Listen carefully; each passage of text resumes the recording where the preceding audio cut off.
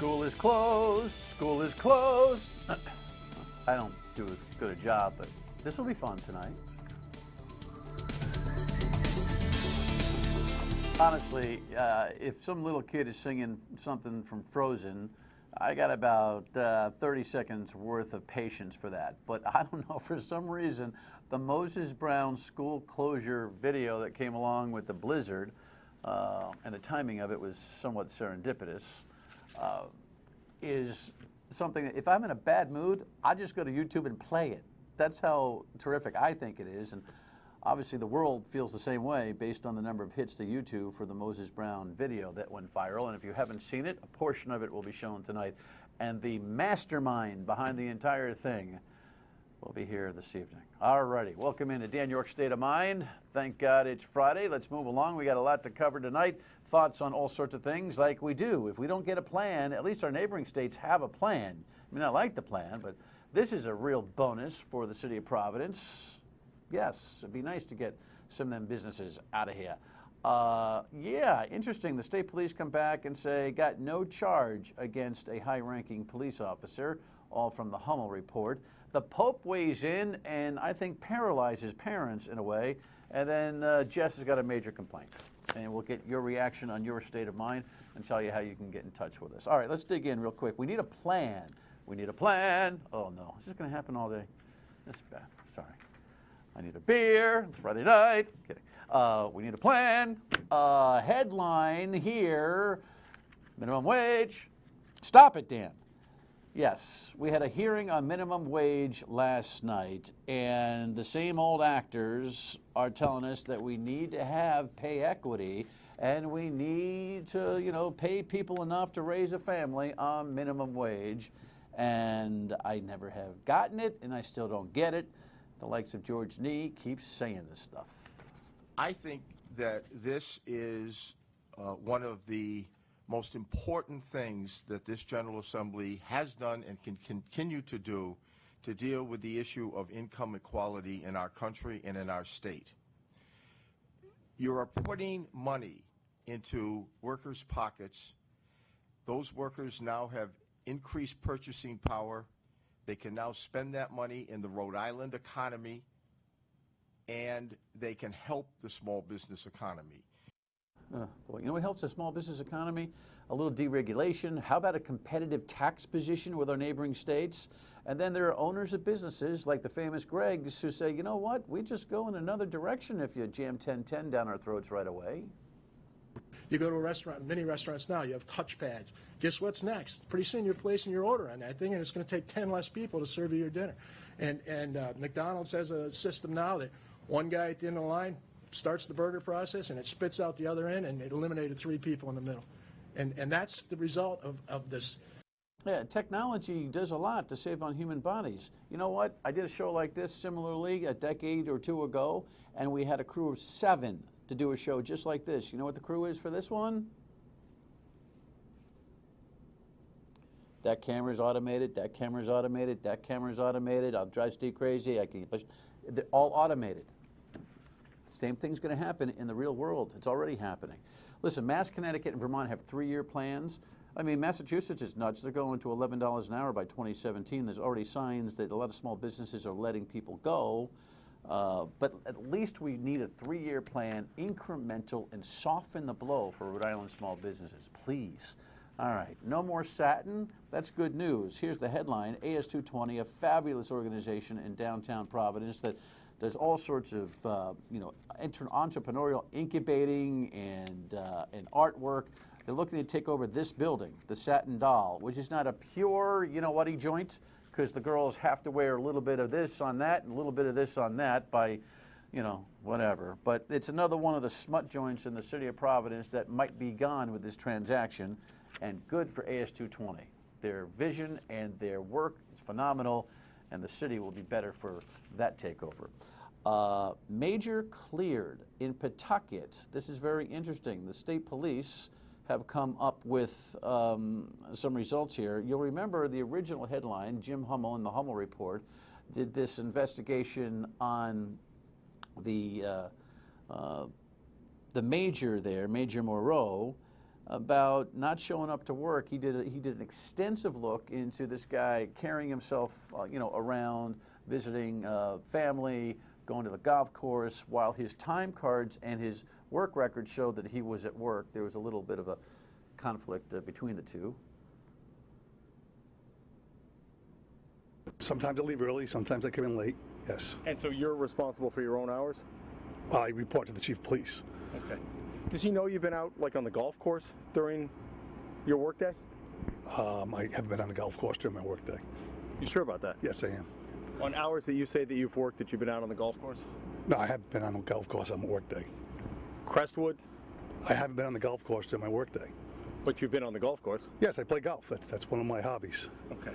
And what about going over to your parents' house and just hanging out like you did last week? You had 2 days where you left at 1:30 and then you just spent the afternoon. Okay, that's the end of this thing. Well, listen, I don't blame somebody for cheating a little bit, trying to get on the golf course every once in a while, but you still got to do your job. And if you reflect that you are one place and you actually are at another, that's a whole big problem. State police took 2 months, came up with an investigation, and here was the result, at least the headline for you. No charges. This does not preclude the Pawtucket administration from cleaning up the protocols, which I've been told by Jim they've done in part, and having some disciplinary action. Now the Officers' Bill of Rights will cover Major Bruce Moreau. I understand why the state police may not have charged. I think the state police is the last bastion and last bus of integrity we have in this state. Not a flawless organization, but one which we can trust. However, the prosecutor, the Attorney General, is a former Pawtucket police officer, and you may know I'm no fan. There are career prosecutors that I'm sure, I hope, looked at this case and said it wasn't prosecutable. But it certainly is disciplinariable, to coin a word. And I hope the Pawtucket leadership there doesn't drop it, because there's a lot of rank and file that want to see something improved there at the PD. All right, moving across the globe, the Pope kind of shocks everybody with what? More simplistic and pragmatic conversation. New York Times headline has this: Pope says it's okay to spank kids if their dignity is kept. Yeah, CBS has a little look-see into this. Speaking at an event at the Vatican this week, the Pope said it's acceptable for parents to spank their children, but not in the face. Il padre sa. A father knows how to correct without degrading, Francis said in Italian. He went on to tell the audience how beautiful. He has a sense of dignity. He needs to punish them, and he does it justly and moves on.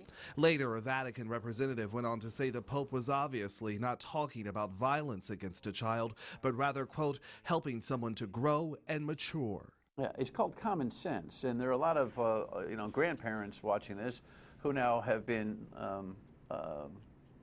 I don't know, what's the word I'm looking for? Vindicated. How about that? Vindicated over all this. And there are a lot of new parents that are like all freaked out about this word because, the pendulum is swung so far that now you can't even touch your kid without thinking that something terrible is going to happen to you, to the child, and, with law enforcement somewhere. This is a common sense conversation the Pope has started.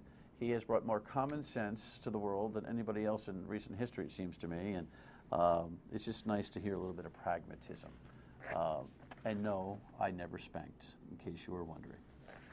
I know how your minds work out there. All right, we need to know how your minds work when it comes to this. All right, so Jess is having a little bit of a freak show here. Here's what happened. Jess lives in a community that I will not name, but she found this on her window. This is, who's Jess? Jessica Silva, my producer. So she's trying to figure out if this is weird behavior or not. Seems that after the blizzard, on the public street where she lives, this is not it. This is just showing you snow, because that's what we do when we talk about snow. We take random snow shots and we show them to you. Anyway, Jess says that she pulls into a parking space last night, and it's open on her street. And the parking space had been cleared 10 days ago after the major blizzard. So for some reason, somebody thinks they've got ownership of a very public space. Again, show the thing, Steve, if you can. And this is what was on her window. I actually have the real one here. Okay, our question for you, for your answer on your state of mind, is this normal behavior, And ultimately, how long after you clear a public spot do you think you own it? Jess wants to know, and this is how you answer. Go to your state of mind, 228-1886. Leave us a voicemail. Maybe you're the one left to know. State of mind at myritv.com. Tweet and Facebook post to us. Really got her ripped. And when you get Jess ripped, oh, it's not pretty. All right. School is closed. School is closed. Next.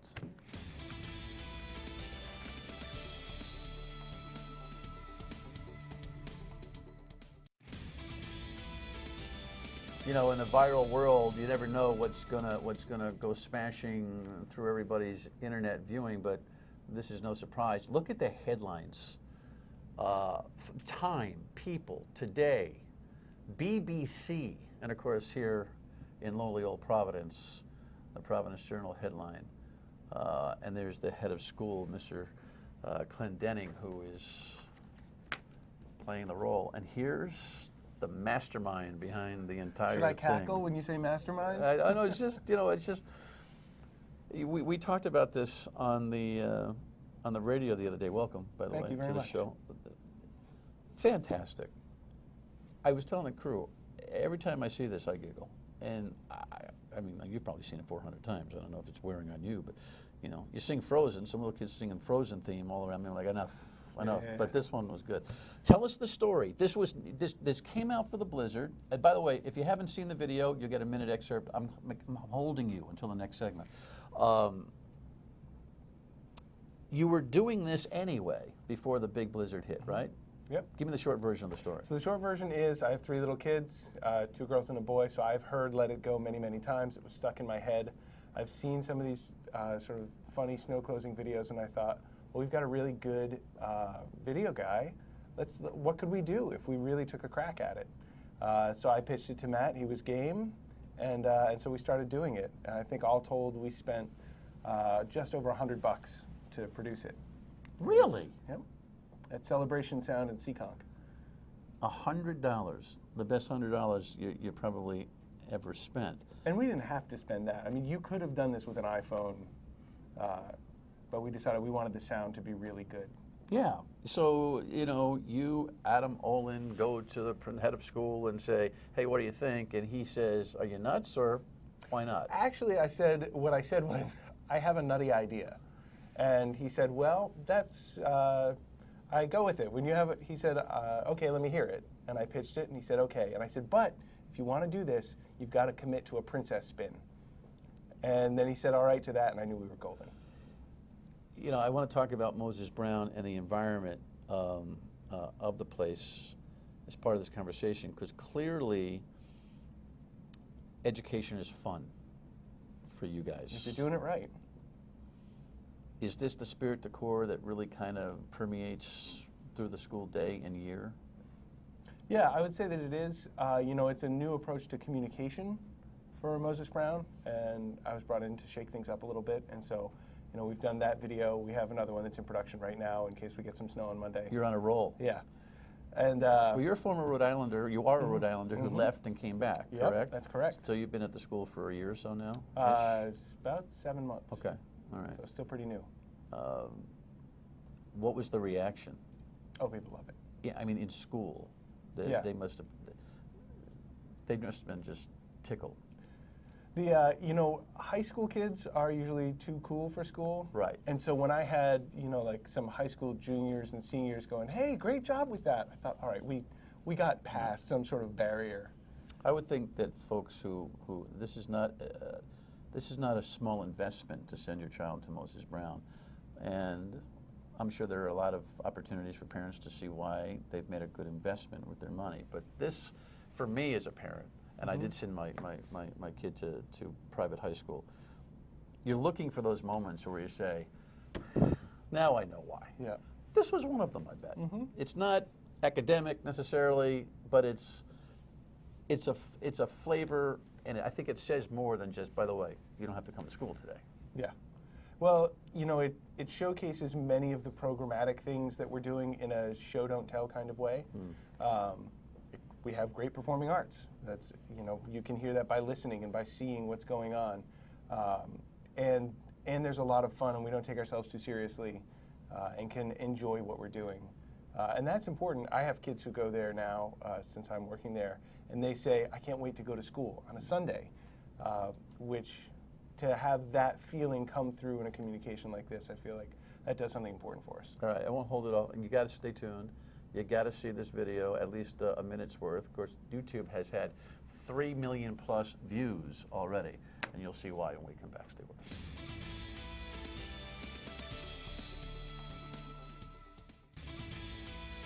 While Dr. Cruisin' shows us frozen fractals all around, though this thought hits me like an icy frozen blast, we'll soon be going back when the storm has passed. School is closed, school is closed, don't come to school at dawn. School is closed, school is closed, so stay at home with slippers on. At home you'll sit, there's no school today. Let the storm rage on. The cold never bothered me anyway. Okay, that's a minute of what's about a 3-minute and change video, and you're still laughing. Yeah, yeah. It's the staircase move. That's the moment. that Matt Glendenning makes there, and it's Glendenning, not Glendenning. You know, for a boss that received an idea from you, you wrote it, produced it, and everything else, and kind of went, all right, whatever. He certainly bought in. Oh, yeah. I mean, he was digging in on this whole thing. He took great direction. It surprised me a little bit. He is a very intellectual and brilliant man, and tends to have a very straight ahead approach to things. So was this out of character? It was not expected. I wouldn't say it's out of character, but it wasn't expected. I Okay. work with him closely enough that to me it felt like a natural step, but folks who don't get to see him every day, you know, they more see sort of this brilliant academician leading the place, but he's got a lot of vision. And so when we get into a scene, he would say, all right, so what's my motivation? Okay. So he bought it right to the whole the whole theatrical thing. mindset. He went there and then started, you know, once we started getting some ideas going, he started throwing out ideas of his own. One of my favorite moments was when we have him at his desk and he sort of forgets that the phone is there, and he sings into the phone, and he just drops it and walks away. And that was all him being very spontaneous and sort of taking the moment and running with it. I could talk about this all day. Let's not kid ourselves. I mean, Moses Brown is a pretty penny. Obviously, the value of the education performance historically proves the worth. This is obviously going to make parents very happy. But it's also inspirational, I think, for public school teachers and educators. You don't have to be Moses Brown to entrepreneurialize the way you approach running the environment, right? Well, the tools have become very democratic. You can use an iPhone and even video editing software on your iPhone, recording editing software on your iPhone to create a thing like that. It's really about seeing those opportunities and committing to seizing them. Of course, you're on a roll now because there's more snow since the blizzard. By the way, you had thought about this 3 weeks before the blizzard, so it just bang, it came out for the blizzard. We got lucky. But now you guys can't quit. Here's the phone message on the latest snowfall. At home you'll stay, there's no school today. Let the storm rage on. The cold never bothered me anyway. That's right, Moses Brown families. With another 6 to 10 inches in the forecast, school is closed for Monday, February 2nd, 2015. So I will tell you, if you're going to get a phone call in the morning, an advisory, that's a nice one to hear.